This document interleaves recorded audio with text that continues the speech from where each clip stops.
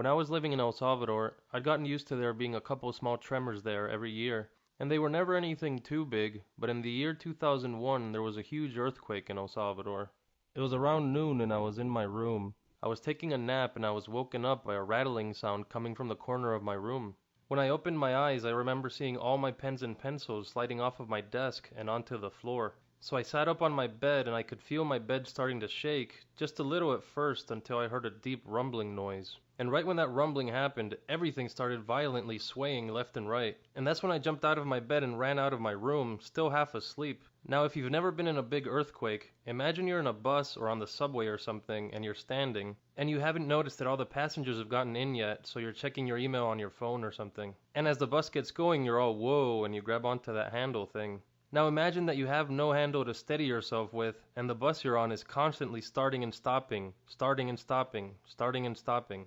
That's pretty much how it feels. So I rush out of my room and I'm still half asleep and in my PJs, and I start running down the stairs trying to keep my balance as everything sways from one side to the other. And I get down to the bottom of the stairs and I stand underneath a door frame, and I can hear dishes and glasses breaking in the kitchen because they're sliding out from their cupboards. And I can also hear our pet bird chirping from where its cage is. So I'm trying my hardest to stay on my feet as I'm being rocked from side to side, and that's when I see my brother standing under the door frame across from me. And I don't know why, but at that moment in the middle of all that chaos, I can't help but start laughing. Because here I am, half asleep, I can hear shit breaking all around me, the birds going crazy, me and my brother are standing under door frames being ragdolled by this earthquake, and I can't fucking stop laughing. So the earthquake keeps going for a good 20 seconds or so until it finally stops. And me and my brother don't say anything, but we both have a what the fuck sort of look on our faces. And we go check out the kitchen, and it's a mess. There's broken dishes everywhere, there's glasses all over the floor. And as we're looking at the damage in the kitchen, we hear the bird chirping, and we go see how it's doing.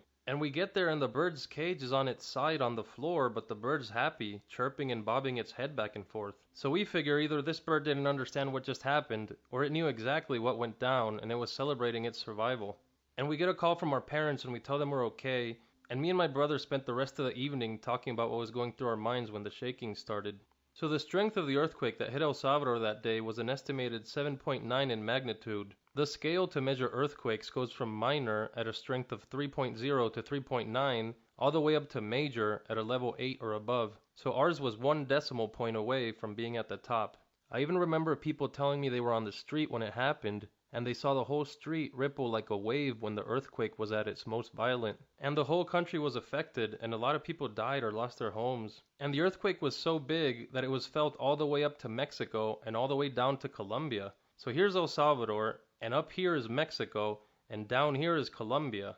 So because the damage was so severe, we started having earthquake drills every day at school in case another one ever happened. Every single day we'd be in class when all of a sudden we'd hear a little buzzer alarm go off, and then we'd be told by our teacher to keep calm and to get under our desks. And after a few moments, we'd be instructed to get out from under our desks, exit the classroom in an organized fashion, and head to an open area that was outside. So every day the alarm would go off, we'd get under our desks, and then we'd calmly walk out of our classroom.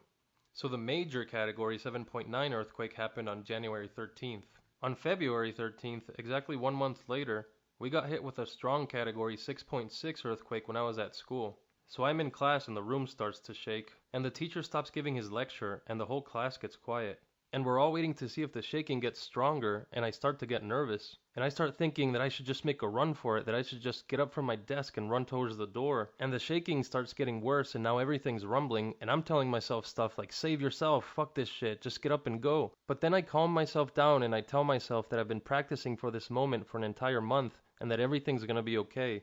So as the whole room's rumbling, I slide out of my desk so that I can get under it. And it's there, when I'm on one knee about to get under my desk, that I hear a girl from the back of the room get up from her desk, and she screams, "It's another earthquake! Let's get out of here!" And the entire class leaps up from their desks and they all run to the exit at the same time. So I'm thinking to myself, fuck this, I'm not staying here either. So I run to join them and start pushing and shoving. And despite practicing for an entire month, here we all were, shoving people out of the way to be the first one out. And only 3 people stayed inside the classroom while everyone else ran out, but it wasn't by choice. It turns out that when the earthquake started, our teacher got so scared that he froze in terror in front of the whiteboard. And that's when 2 of my classmates saw him and they ran over to him to try to help. The only thing is, they were having a real hard time because this teacher was morbidly obese. So they kept trying to drag him out of the room, pulling him between the two of them, and he wasn't moving. Fortunately though, the roof didn't cave in on them, and we saw all three of them come out while the rest of the school was already out in the open.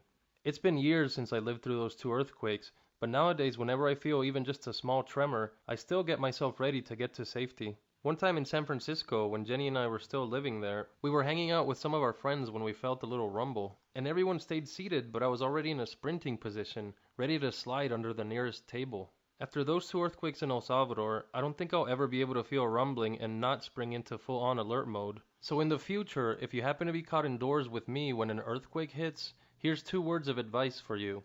Number 1, don't be surprised that if you suddenly yell for everyone to run, you might just find yourself being shoved down to the ground by this guy.